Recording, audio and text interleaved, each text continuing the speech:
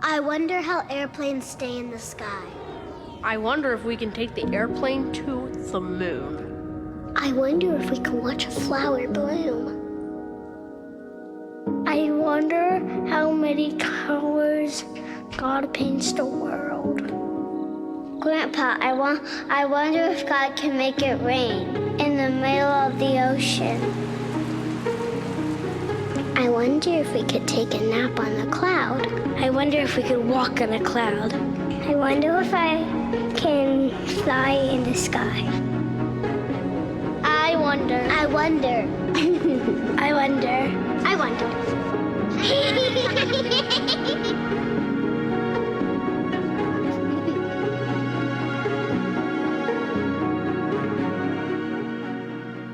Last weekend, we kicked off our current message series, taking a look at the next chapter in a story God is writing here at Nativity.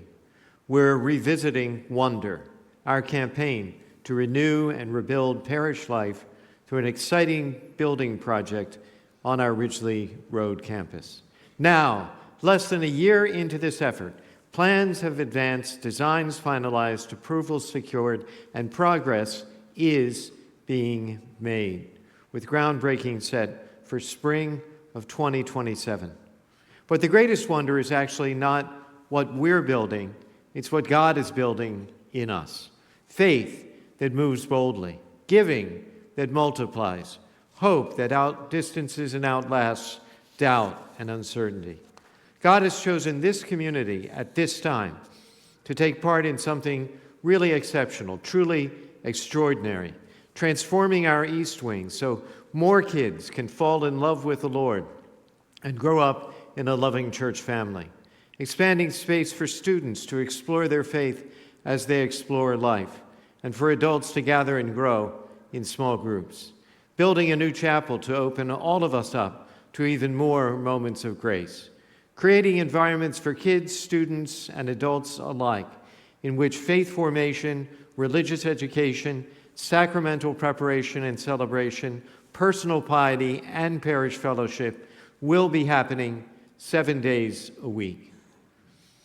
As previously announced, immediately following this Mass, there'll be a presentation in the theater on the finances and the funding of this project.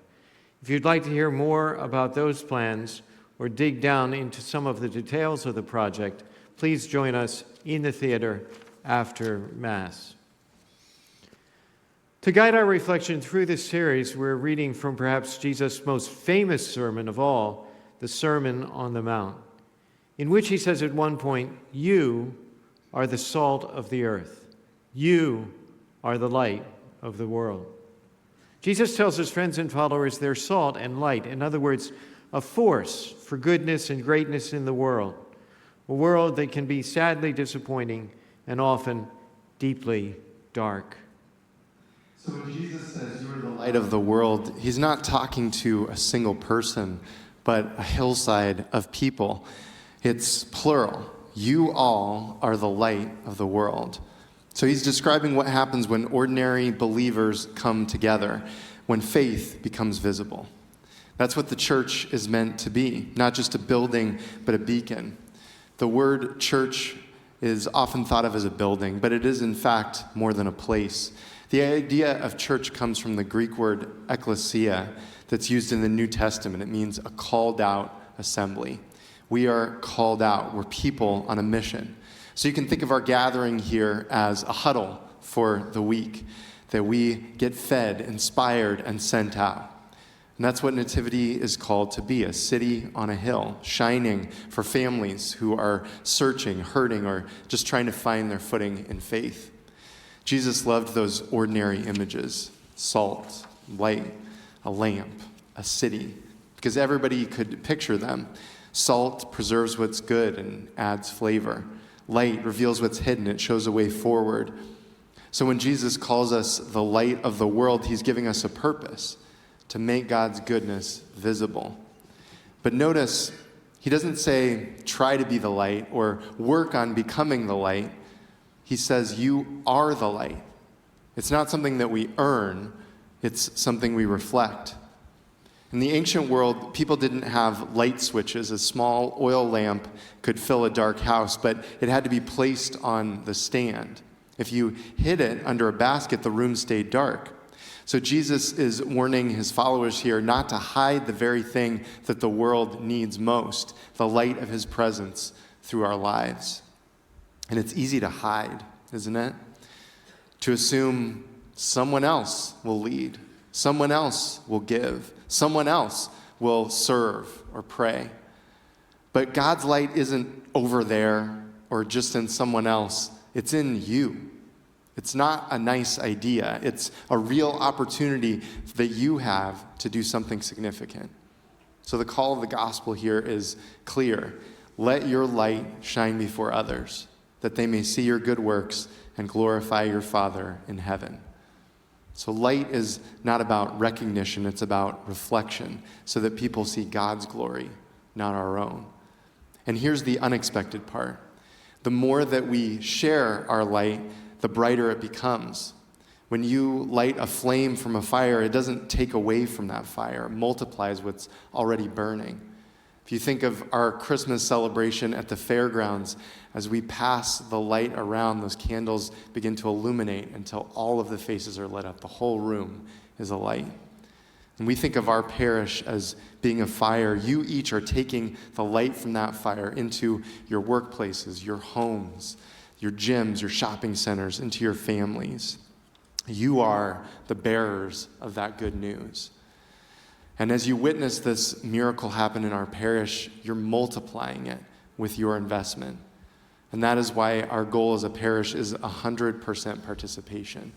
Because everyone has a role to play. No one person is going to finance this project or pray it into existence. We're doing it together. It's the cumulative impact of what each of us contributes. So thank you for your faith, for your financial commitments, your prayers, the invitations that you give to others. Thank you to the hundreds of you that serve our young people in ministry each week. Jesus begins with the assumption that you have light to share, and that's how the church becomes visible, not through our building, but through our unity and our generosity. You know, every person who walks through our front door in one way or another is looking for salt and light. Many of you have heard or read my story of visiting Saddleback Church, Pastor Rick Warren's church in California, and the tremendous influence both the church and Pastor Rick subsequently had on me. I vividly remember our first visit, driving onto their sprawling campus with acres and acres of parking, approaching the massive sanctuary building with incredulity. But ultimately, it wasn't the campus or the buildings, it was the people. The people were so remarkable and completely unexpected. On entering the church, we were so warmly, so lovingly greeted, I actually exited out a side door and circled back around just to see if my experience was one-off or this really was how they treated people. They were so different. They were so different than my parishioners. They were so friendly. But it was more than friendly. They were happy. And they seemed happy to see me. What, I wondered, did they have to be so happy about? I've been around church my whole life long. I studied in Rome for 6 years. I've never seen people this happy in church. What were they so happy about? Of course, I came to understand that's what a living faith looks like. And after that experience, I was determined that if I was going to live my life as pastor of a church, that's the kind of church I wanted. And that vision is alive and well among us today, thanks to all of you. Nativity is a place that radiates warmth. Well, not this morning, but usually. Warmth and welcome, where salt and light are visible and tangible. How did that happen? Well, next to God and grace, of course, the single largest contributing factor, without a doubt, has been our small group program.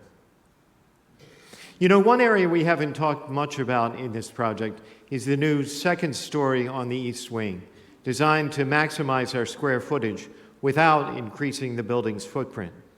During the week, it'll serve as a collaborative workspace for our staff and member ministers. But in the evenings and on weekends, it will become meeting space for small groups, places for people to gather, pray, and share their faith. It'll be perfect for new groups looking for a neutral place to get started, groups without a place to meet, parents able to meet in their groups while their kids are in their programs, a whole family engaging in faith formation together at the same time. The space will be flexible and fully equipped with updated security systems that allow us to be more accessible throughout the week. In just that way, this addition will move us from being somewhat of a weekend church to a church alive and active throughout the week, a place where relationships form, community thrives, and conversations deepen. Conversations that lead to conversion. Because over the years, we've seen the power of small groups to move people to pray more, to share more, to serve more, to grow more as disciples. This expanded space expands our capacity for those stories to be written, stories of real life change, stories like this story, Mike's story.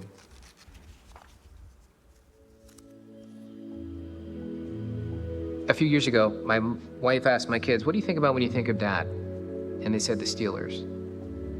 I'm from Pittsburgh. So that was cutting, because that was, at the time, probably the most important thing that they'd seen me talk about. And that's changed to my faith. And I talk about the Bible with them now.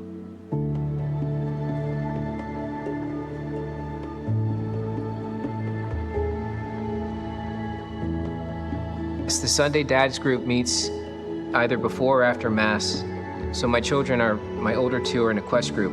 So I drop them off and then I go into the group together and then I pick them up afterwards. Getting to meet with the dads is a breath of fresh air. It allows a new perspective on sometimes just getting a pause from the busyness of the week and a collective exhale. And it's very laid back and guys share what's on their mind and there's a structure with questions that help with guidance. And the real gift is then seeing my children after, hearing whatever they learned in their quest group, and they are wondering now what's going on with me as well, and they're holding me accountable. So a lot of the things that we talk about at Mass come up at home, and with the third and first grader, they're very curious. So their questions are often challenging. And the small group, oftentimes, I can bring their questions to the other peers and say, here's what my kids are asking me, how would we approach that? And they're very helpful, and it keeps it at the forefront. So at dinner time, that may be what we talk about. After church and we get home, we talk about what they learned about it at Nativity that day. And it keeps the conversation going, which is the most important part, that we're dialoguing together. Because of this community, I'm a different father today because there are people that are holding me accountable for my actions and are providing me with the necessary nudge that I need to stay online and on track with the kind of father that I want to be, raising my kids to know Jesus. And I need help in that, and I am receiving that weekly. And my kids are receiving that through the church, through their quest groups. So we have a lot to be thankful for.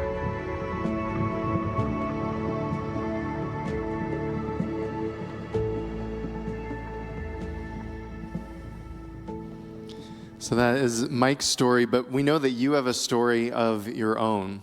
And chances are, as you listened, you saw a little of yourself in his journey. And our hope is that you also see some of yourself in the Wonder campaign. As we aim for that 100% participation, it's not about pressure, but it's because something shifts when this moves from being a campaign to a movement of your heart. And that movement begins with prayer. We're in the midst of praying a 3-week journey through our daily devotional as a parish because we believe there's real power in praying together day after day as a united community. So whether you started last week or you pick up the devotional today, it's the perfect time to be praying with Wonder. And we invite that prayerful support, but even more, we hope that you'll feel called to support Wonder financially. It's certainly your gifts that make this project possible, but even more, it has that power to shape your heart.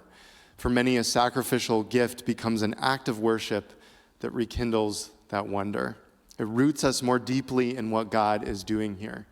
As Jesus reminds us, where our treasure is, our heart will be also. So if you haven't picked up the campaign folder, we invite you to do so as you leave Mass today, to use that to help you with the vision and prayerfully discerning your faith commitment. And next week, as we conclude this series, we invite you to bring that pledge card back and bring it with you to Mass. As we shared last week, if you've already made a commitment and you feel called to accelerate, adjust, or increase your giving, you can complete a new card, or we're happy to speak with you on the concourse or in that info meeting after Mass. We realize we're asking something big here of you and of our community, something that requires trust. But we believe this is where God is calling Nativity at this moment. This is our time to shine, not just for recognition, but for the next generation. We don't build buildings, we build faith. We don't raise money, we raise disciples.